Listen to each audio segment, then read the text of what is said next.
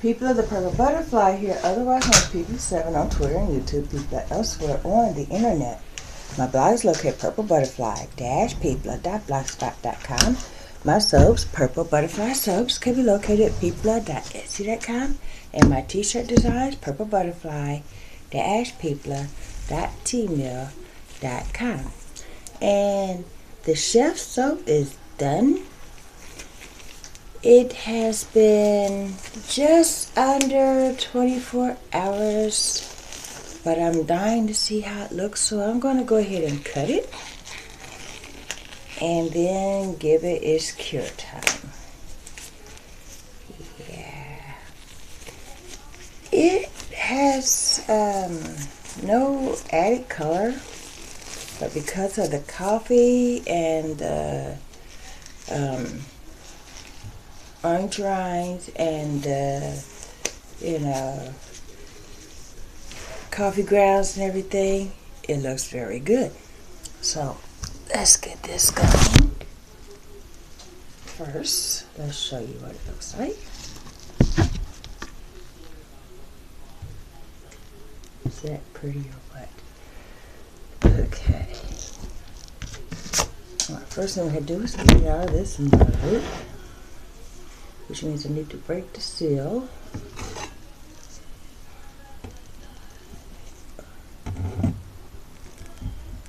Because this is the Lucy mode.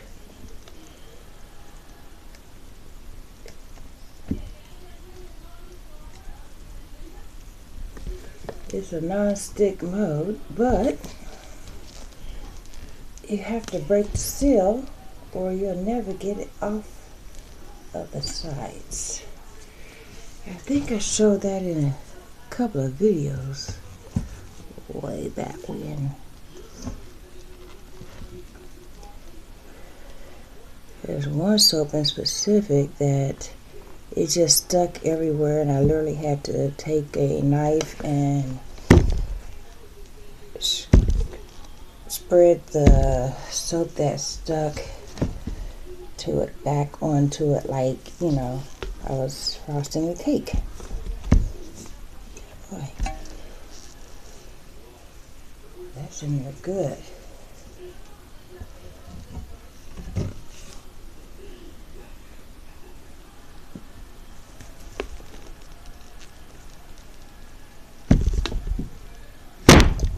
Well, the soap is solid. Duh.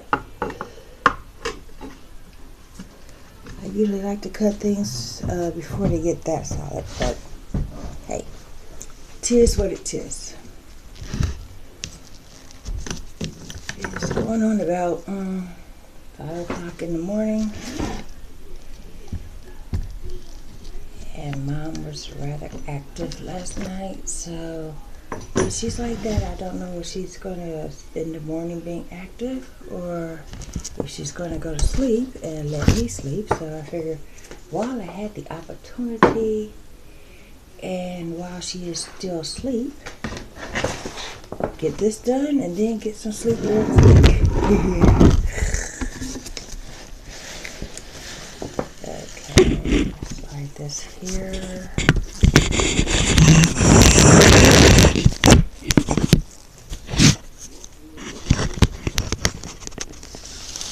Suddenly I feel hungry, so I'm gonna need a snack.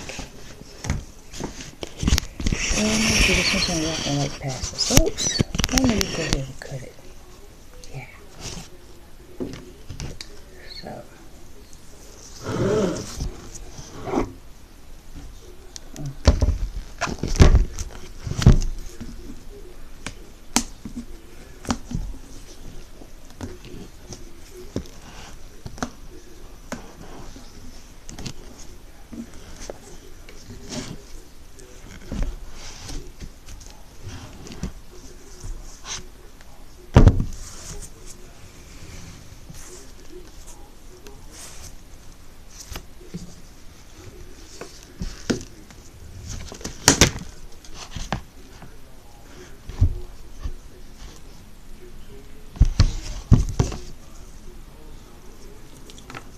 So I knew somebody might want to know how I get the soap out of the Lucy mode. I had to band across it. Ooh, nice. See, that's why I had to break the seal. And this part that popped off, I'm just going to smush it right back in there. Looks very nice.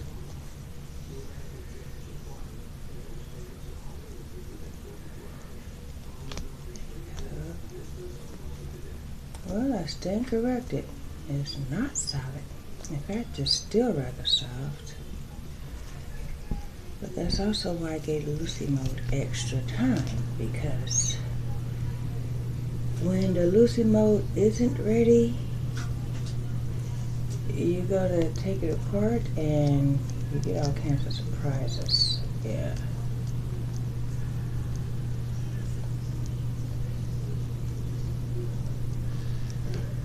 And once again, I'm smoothing it like a cake.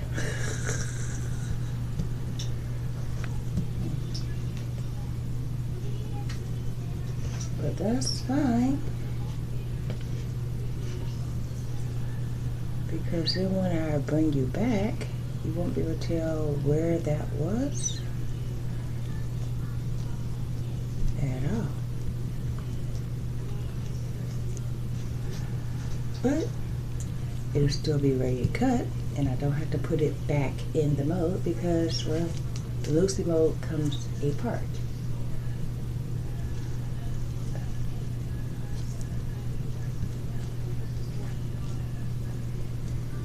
There we go. Must be a good time to PV strip it too. But I'm going to show you what we have. Ta-da.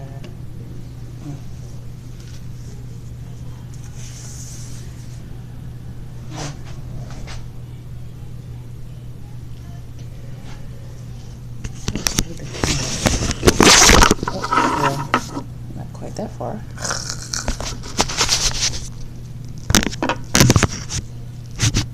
There we go. Oh, well, at least that other side. At least the other side was ready, and only this part of it popped up. Okay. Let's see, where'd this little part pop off from? Right there. Man, that was funny. Now, right here we have a little divot from where that happened. And guess what? That, since the soap is still soft, it's real easy to fix. I'm going to line this up.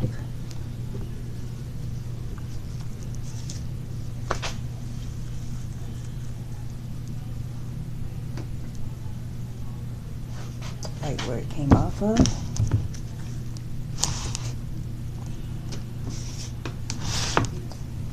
And then I'm just going to simply press it into place. Yeah, just like that.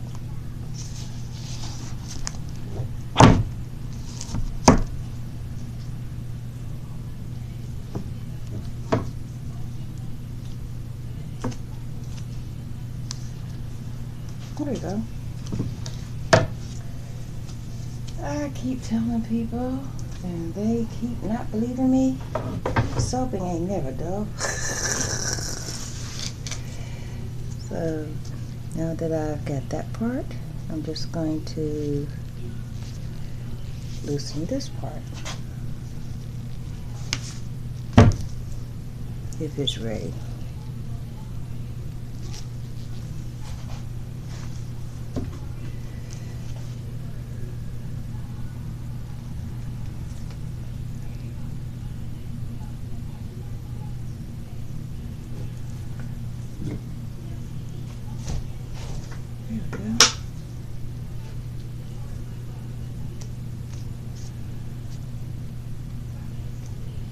But since this is presenting as so soft, I think I'm going to give it about an hour rest time before I bring you back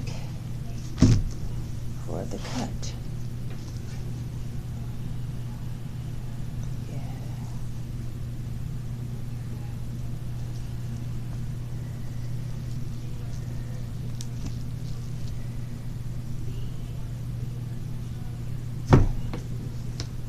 There we go. In the meantime, let's test this.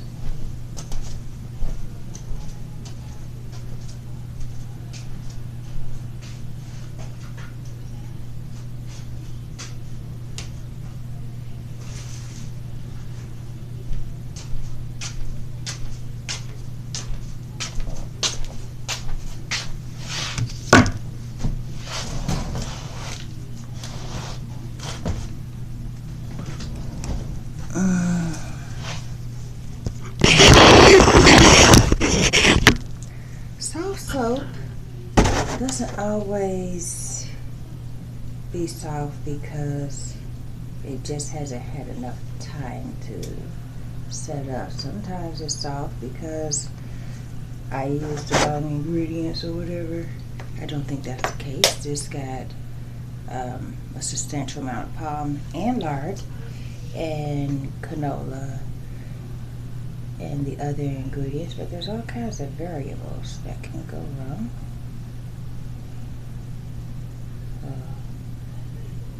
That's where testing comes in handy.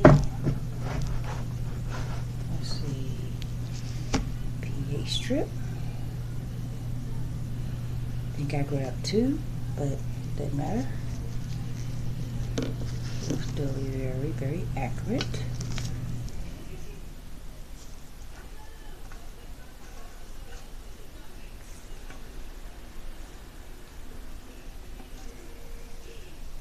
That's dark gray. Or yeah. Okay. That's testing dark gray. That's a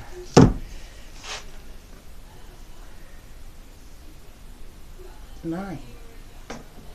I don't usually get a dark green. I usually get like in the middle of 7 and 8. But since I got this lovely little bit here,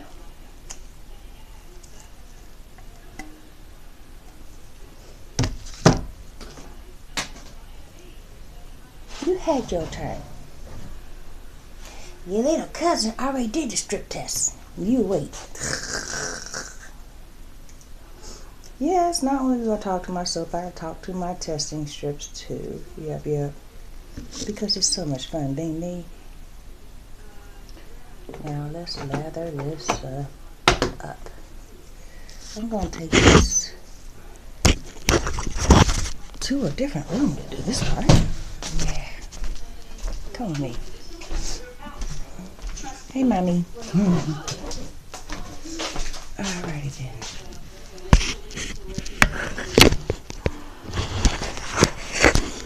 There we go.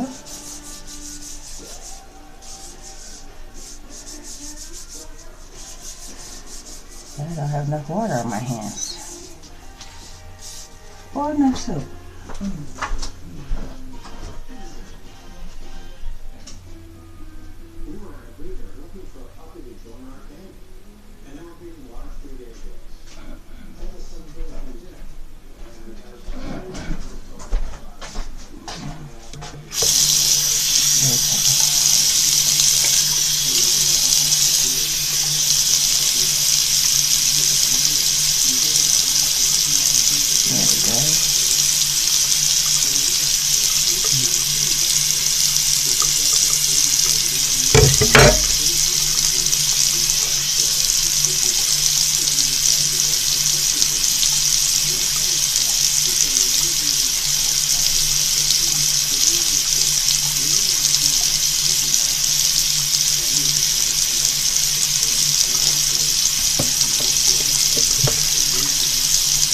That's just from the amount that scraped off the blade.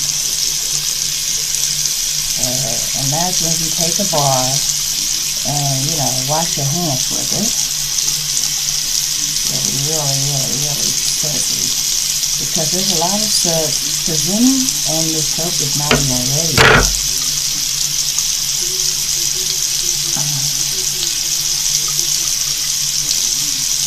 And it smells just like a cup of fresh brewed coffee without the cream, without sugar, without, anything added to it except for the coffee.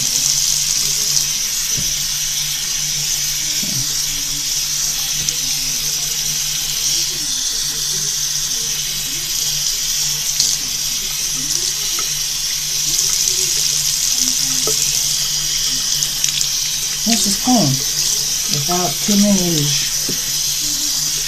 extra reinforcement lights. Yeah.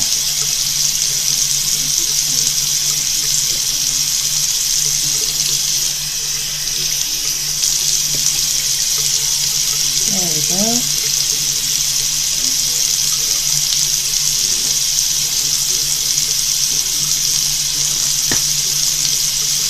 And as you see,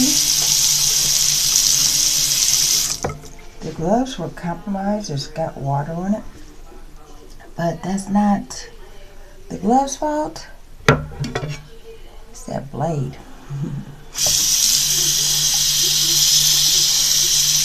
Another reason why I wear rubber gloves.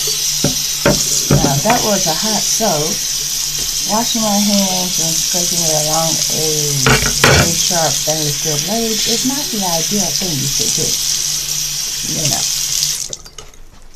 But that's also why I always wear gloves, and I always test my strips, test with my strips before I actually wash my hands, so forth, so on. Here's a pair of gloves. Yeah. So, I'm going to get everything set up in the other room, take a nap, and come back for the cut. Hold on. Without that walker and my brace, I do have a wobbly gait. That's what they call it when they prescribe the rollator. It's a gait disorder. In other words, she waddles when she walks and her leg gives out on her, blah, blah, blah. And it's the only indication, the only physical indication that most people could see that I've had a stroke nearly 5 years ago. Because I'm on recovery trail, so, there is the aphasia when I'm talking, but a lot of people don't know that it's because I'm struggling to find my words. A lot of people think, hey, Goofy Girl's talking, because I don't sound different. I mean, I used to say random much because I always got stuck in a thought or distracted by one thing when I was talking about another thing. I got OCD, had it since I was a kid. People are used to that. But by the same token, when you're trying to find your words, like after the stroke, everything was a stove. I would point to the couch and say, it's on the stove, and get really, really frustrated because people kept going, what's on the stove? I couldn't get the word couch. That's the word I was looking for. I couldn't find the word couch. I called everything a stove. We had a red stock pot that we used for certain foods, just like I used the stainless steel for soaps and for cleaning the kitchen and everything. And it has a certain size. So basically it's like, put it in the red pot. We had an orange pot that was the perfect size for a roast. It was oval. It was this deep. It was that wide. Pot roast fit in there well. And so pot roast went in the red pot, pot roast went in the orange pot. It was a Dutch oven. The chili went in the red pot. So for currently we have all purple. You know, I got the Rachel Ray set. It's got 12 pieces, but everything's purple. But when you're going, it's in the, what color is that? And I mean, literally, I could not recognize the color red. I could not recognize that the couch was not a stove. And then when I got to the stove, I called it something else. Didn't call it a couch, but I called it something else. So now, the only evidence that I have, hold up, let me look at that. The only evidence that I had a major neurological issue times 3, because, you know, the initial stroke, the onset from the inside the hospital, then the one I had after that sent me back to the hospital, and all those TIAs, the only thing that gives it away is this thing. It goes with me where I go, whether or not I have the brace on, because the brace basically keeps my knee joint from superplexing back like this. But when the knee gets out forward facing, I need this to catch me. When I speak, that's not always an indicator. And when I'm wearing the teeth, which are gorgeous, I finally got a perfect smile. That used to be a long tooth, and the one next to it used to be broken off. You know, it's like crackers would break my teeth. Candy, soft food, so forth and so on. I already had the dental problem. You know, I had chemo mouth. So when they gave me the dentures, they said, "Oh, we can match your original smile." I'm like, why would I want that? Give me bright white, give me even, nothing crooked, so forth and so on. And the doctor said, "Can you give us pictures of your original smile?" I said, "Sure." I thought that was going to be easy. But apparently it turned out, man, she keeps it hiding. It turned out that, and I don't know if it's subconsciously, but if you ever have to have dental work done, or if you're planning on getting dentures in the future, take a lot of pictures of yourself smiling now. I had to go back years to find a picture that I wasn't doing this in.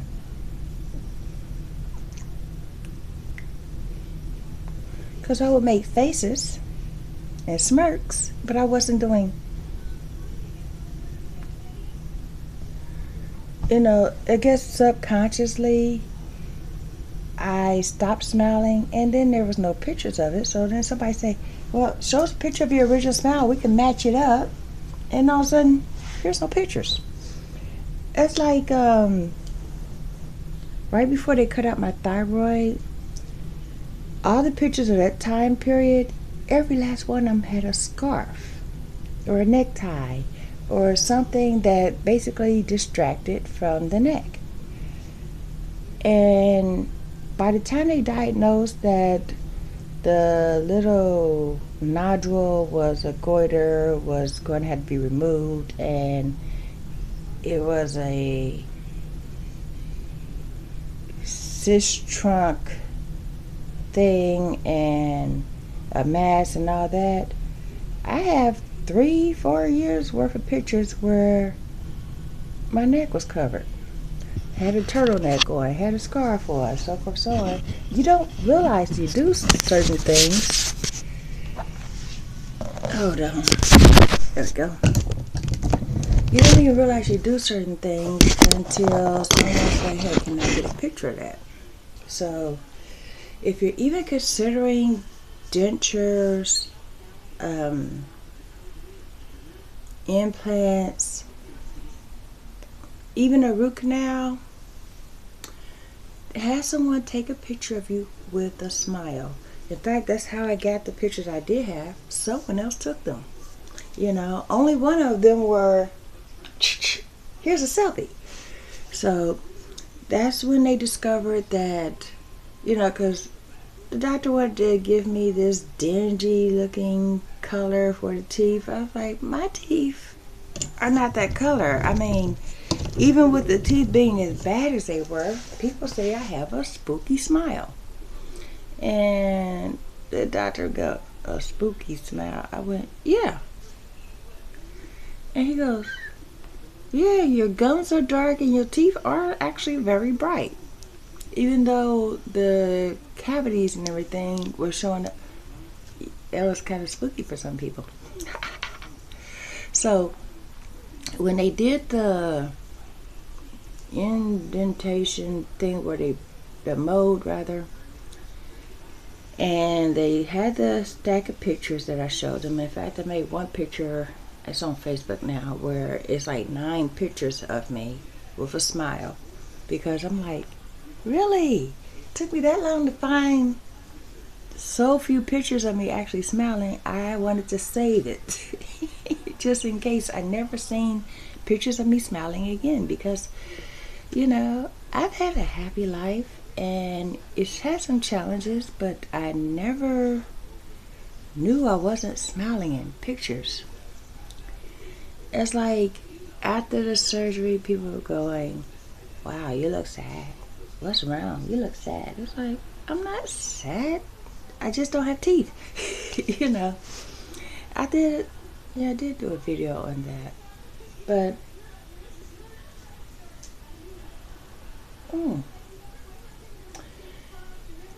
I could smell the soap. I could see the soap. It's kind of lightening it up from where it came out of that mode. So that might be interesting. I would think because of the vanilla it would get darker. But anyway, well, I don't know if the coffee fragrance oil has vanilla in it, but yeah.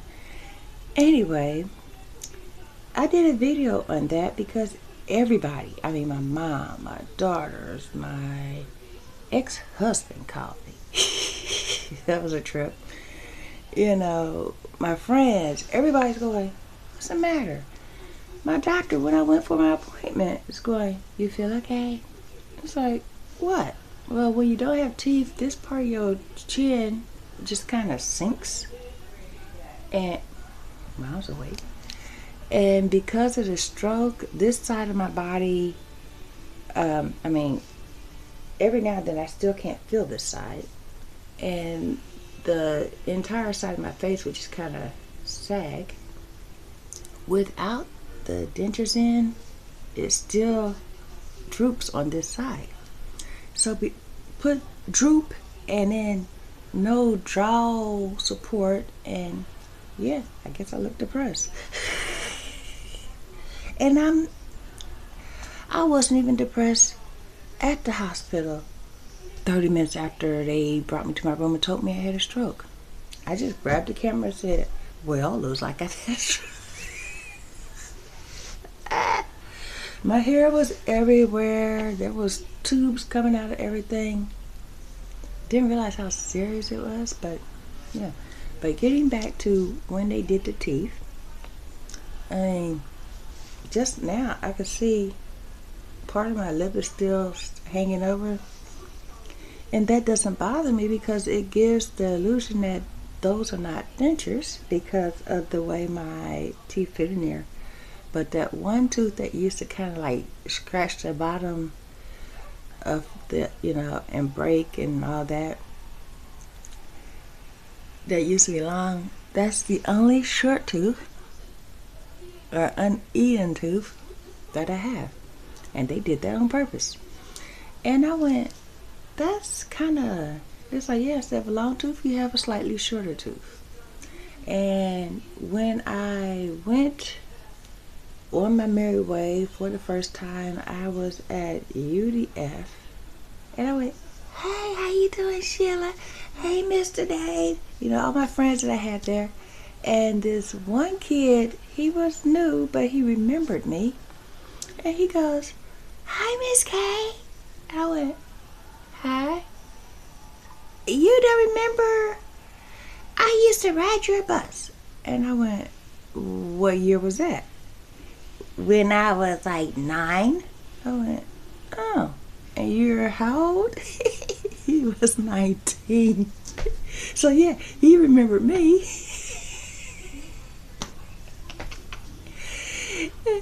I went, "Well, it's good to see you again." He goes, "Yeah, and I see you fixed that tooth. That's good. You look great." And I went, "Okay, well, this is my order." He rung me out and everything. And he said, "Miss K, you drink a lot of coffee, don't you?" Because I had coffee. That's the funny part. I still remember this. I had a cup of hot UDF coffee, and then I had a can of the double shots from Starbucks. I used to carry these things. I mean, sometimes you want coffee and you don't actually want to wait to brew the coffee or whatever. So I carried them in cans. And they were cheaper at UDF. It was, $2.99. Then if I went to Starbucks and got the double shot in the can, which was over $4. So every time I was at a UDF getting gas or whatever, I grabbed that along with having some coffee poured. If I was at Starbucks, if I'm at White Castles, I get coffee. Hi, Mommy. What are you doing up at 6:30 in the morning?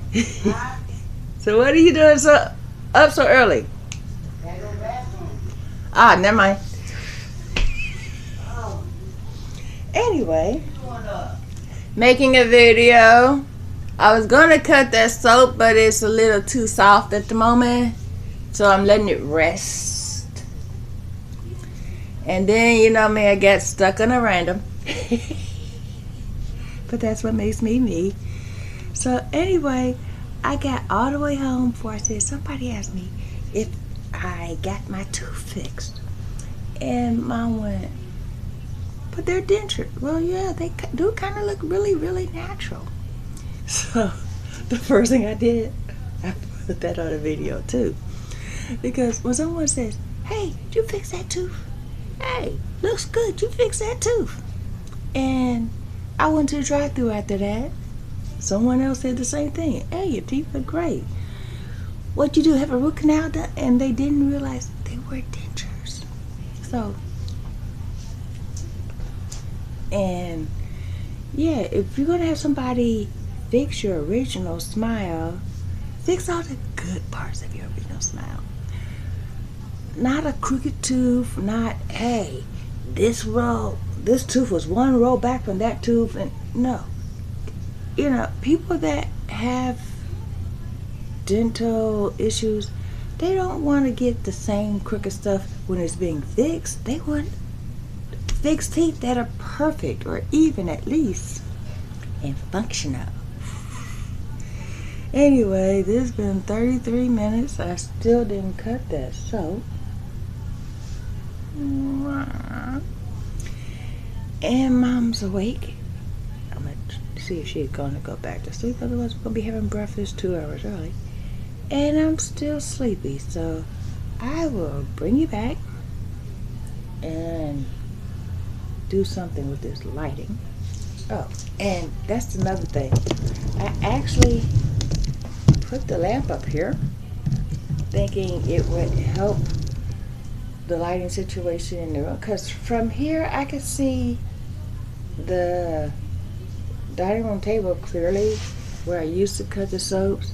So I'm thinking, hey, so then when I went to film, the camera hit that threshold and it was completely dark. So that's why I sat up here at the sewing table, and the soap had other ideals. So yeah, this is why I should not go without coffee. With coffee, I'm calm, you know, still random, but without coffee and tired, it's like I get punchy and just hyper.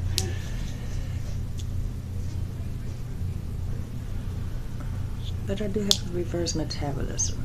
They used to call it, what was that? There was a word for it, but it ended with demetabolism. And basically it meant if you gave me something for pain, it didn't necessarily work. Still doesn't. I can swallow tone all day long and it doesn't kill a pain cell at all. However, a leaf is like the only thing that kills pain, and I'm not allowed to have it, even with the Plavix. First they told me that because I was on Coumadin. Even with the Plavix, I am not allowed to have a leaf. It can cause a bleed or a clot or not stop those two things from happening. And then because you're pain free, you wouldn't know it. It would max the pain. It's like between the choice of being in pain and, oh man, now I notice a bruise is swelling up, let me rush to the hospital, but I'm not in any pain. I think I'd rather deal with the not in any pain. So they need to come up with things that work for people with blood disorders. If we can't have anything stronger than Tylenol, okay, fine. What can I put on that, a rub or whatever, that will actually kill pain? Because there are days when that leg gives me no end of grief. There are days, like right now, I go like this, which is why I get everything set up. I might actually do the cutting on the floor, because lately, every time I put my arm up, there's this dead feeling. And yeah, I don't know if I hit my arm or something or what, but I already know when I go see my doctor, have him take a look at it. I already see my neurologist. He gave me the graduation. I never, ever, ever have to go back to the neurologist again.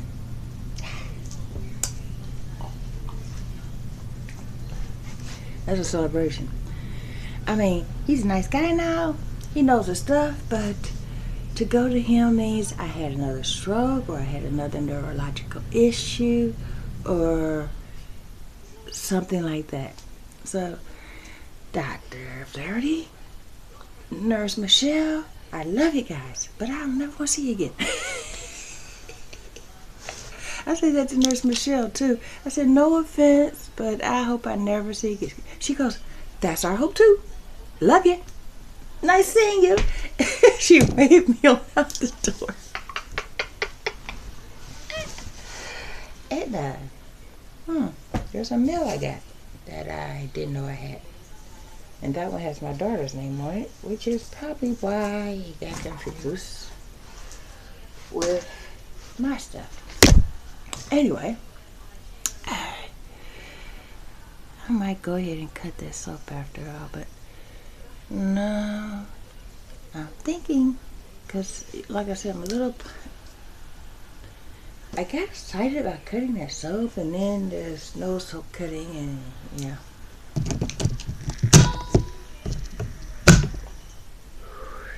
I do want to show you something though. Oh, and I got some new penguin pies that are pink. So instead of the, hold on.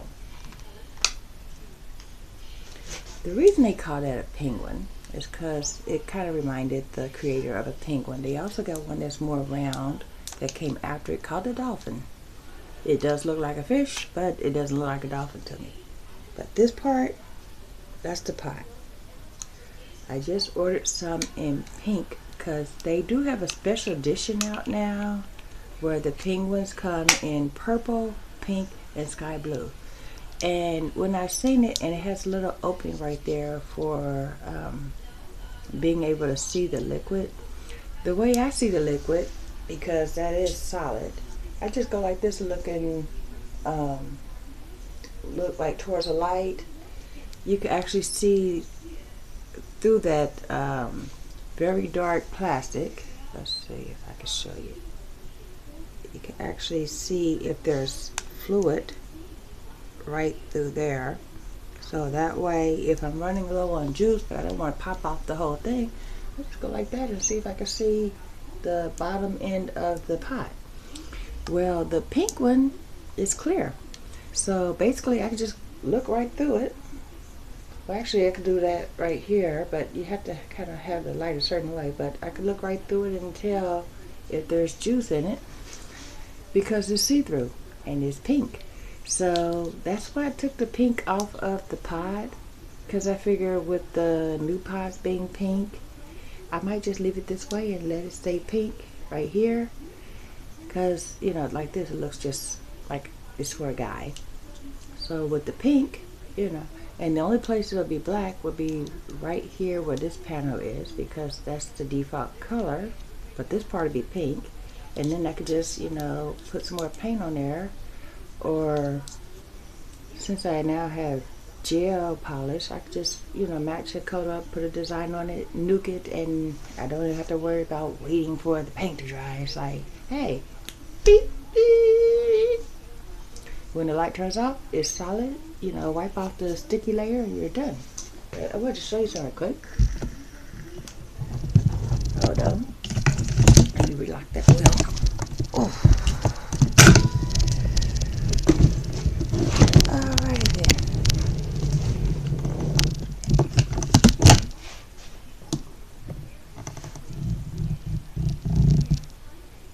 Look how dark the vanilla is now. And it's getting darker on the edges. So the vanilla cake, as you can tell, the vanilla in there is the only coloring, and because it's vanilla discolors soap, and oh, the lighting's better right there.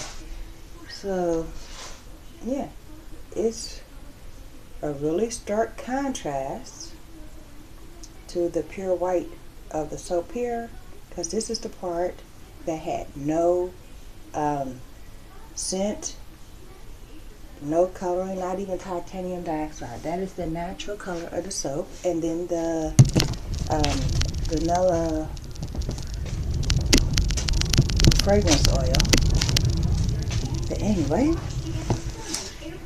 this has been P+7 on Twitter and YouTube. Elsewhere on the internet, my blog's located at Purple Butterfly -people.blogspot.com. My soaps, Purple Butterfly soaps, can be located at people.etsy.com, and my t-shirt designs, Purple Butterfly -people.tmail.com.